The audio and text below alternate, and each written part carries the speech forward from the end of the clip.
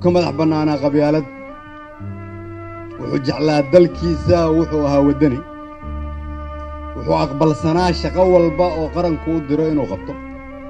وحو سو قدمي نفتيسا وحا معنا أسميني سي صومالي النمضة إيا قرن النمضة وحو لها الدلقات انتي انكالا هدي اللي اسكو درو أنا الهين مرو والبول يسيم هذا wuxuu ahaa qofka ugu horeeyo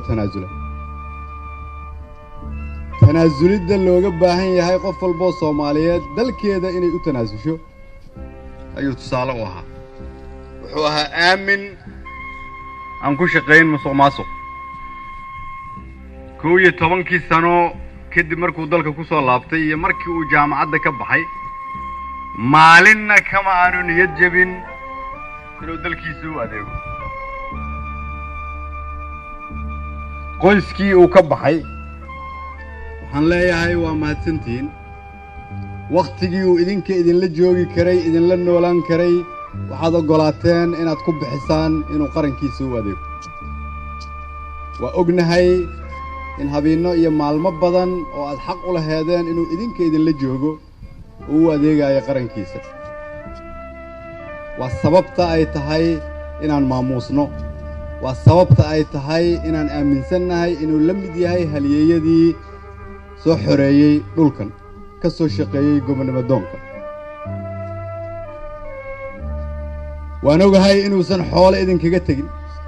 waa ogahay inaanu guryo ka tegin waa ogahay inuu ahaa qof daacad ah oo iimaan leh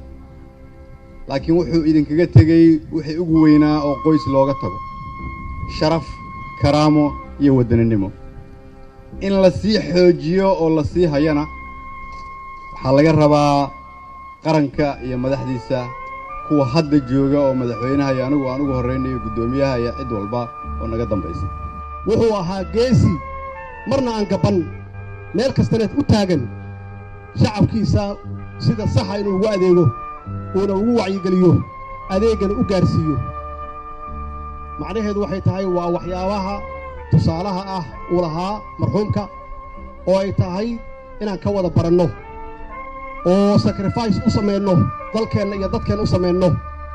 isagoo heli karay inuu familkiisa iyo caa'iladiisa qoyskiisa la joogo shaqo wanaagsan helo wuxuu arkayay isagoo hadduusan qaban yaa qabanaya maxaa yeelay annagu dalkaanan leenahay dadkaanan leenahay haddaanan sacrifice loo samaynin yaa u sameynaya fakarkuu aaminsanaa kaasuu ahaa maanta waxaan ugu magac darnay stadiumkan waxaan ugu magac darnay cabdiraxmaan cumar cismaan cabdiraxmaan yariisow yaan ugu magac darnay sacrifice-ku soo maray naftiisa u huray waa naga mudnaa intaan iyo in ka badan qof kasta oo halyeey ah oo waddankan wax ku kordhiya contribution sameeyana sidaas yaan u xasuusanaynaa insha Allah hadduu Ilaahay yiraahdo waa ka adkaanaynaa cadowga meel kasta ay joogaanna waa ugu tagaynaa hadduu Ilaahay yiraahdo